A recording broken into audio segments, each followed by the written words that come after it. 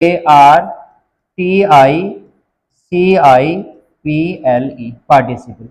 यानी non finite verb को हम तीन भागों में बांटते हैं, इन्फिनेटिव में बांटेंगे, जीरंड में बांटेंगे और पार्टिसिपल में बांटेंगे। बात समझ में आ रही है? ठीक है। अब बात समझो नॉन फाइनाइट कैसे बनता है। तो नॉन फाइनाइट समझो कैसे बनता है। तो नॉन फाइनाइट के टू टाइप्स बना लेंगे हम। क्या क्या बना लेंगे समझो। एक लिखेंगे 2 प्लस V1, 2 के साथ वर्ब की फर्स्ट फॉर्म लगाएंगे, इन्फिनेटिव बन जाएगा।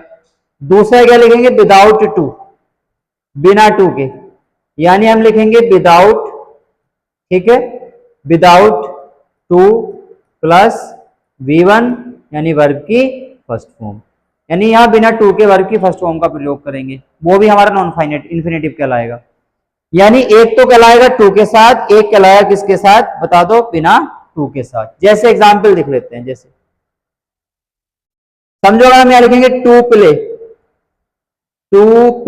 तो ये भी इन्फिनेटिव है, ध्यान रखना। और खाली हमने क्या लिखा है, ओनली प्ले, तो ये भी मैंने इन्फिनेटिव वर्ब में आ जाएगा। सही है, दोनों लिख लो। टू प्ले भी इन्फिनेटिव वर्ब में आ जाएगा, एंड प्ले भी हमारा इन्फिनेटिव वर्ब में आ जाएगा। तो ये तो हो गया आपका इन्फिनेटिव की पहचान कैसे होती है। कैसे होती है इन्फिनेटिव की पहचान बताओ। 2 प्लस वर्ब की फर्स्ट फॉर्म लगानी है, या विदाउट 2 प्लस वर्ब की फर्स्ट फॉर्म लगानी है। बात क्लियर हो गई।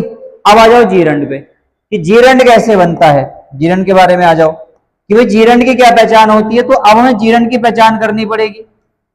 तो बात समझो जीरंड कैसे बनता है। जब भी तुम्हारे नाउन में, याद रखना, जब भी नाउन में ING का प्रयोग किया जाता है, जब भी नाउन में ING का प्रयोग किया जाता है तो जीरंड बन जाता है। जो हमारी वर्ब होती है ना, वो नाउन की तरह यूज होती है। जैसे मान लो एक वर्ब उठा लो, प्ले, नाउन, थोड़ा सा यहां थोड़ी सी मिस्टेक हो गई है। क्या मिस्टेक हो गई मैं तुमसे बता देता हूं। ये वर्ब लिखना पड़ेगा हमको यहां, वर्ब प्लस ING बराबर नाउन, तब जीरंड कहलाएगा।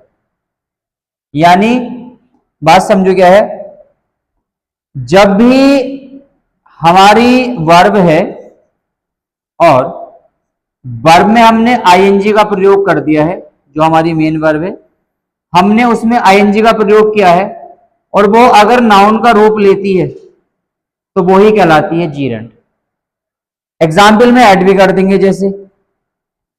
जैसे प्ले लिखेंगे PLAY, इसमें ING का प्रयोग कर देंगे तो प्लेइंग हो जाएगा।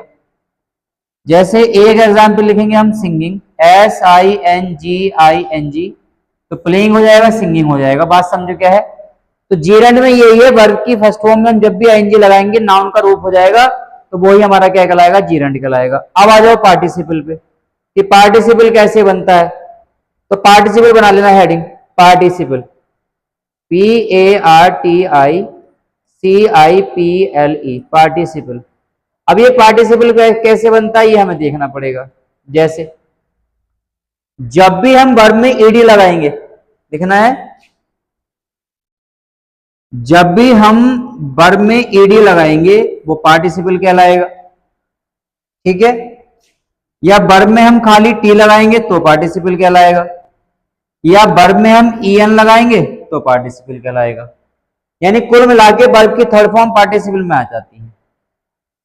तो ये कॉन्सेप्ट ध्यान रखना है तुम्हें, कि जीरंड कैसे बनता है, नॉन इन्फिनेटिव कैसे बनता है, पार्टिसिपल कैसे बनता है। तीनों की पहचान याद रखनी है। कैसे बनता है इन्फिनेटिव, 2 प्लस वर्ब की फर्स्ट फॉर्म लगाकर। जीरंड कैसे बनता है, वर्ब प्लस ING फॉर्म लगाकर, ठीक है। और तुम्हारा क्या पार्टिसिपल कैसे बनता है, वर्ब में या तो ED लगानी है या वर्ब में टी लगाना है, वर्ब में क्या लगाना है लास्ट में EN। एग्जाम्पल लिख लो इसका वर्ब का, जैसे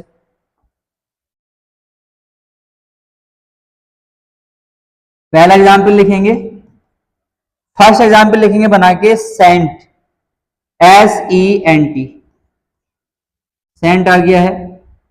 उसके बाद एक वर्ब लिखो इसमें प्लेड, PLAYED, प्लेड आ गया है। एक वर्ब लिख लो रिटर्न, इसमें WRITTEN, ये तो ये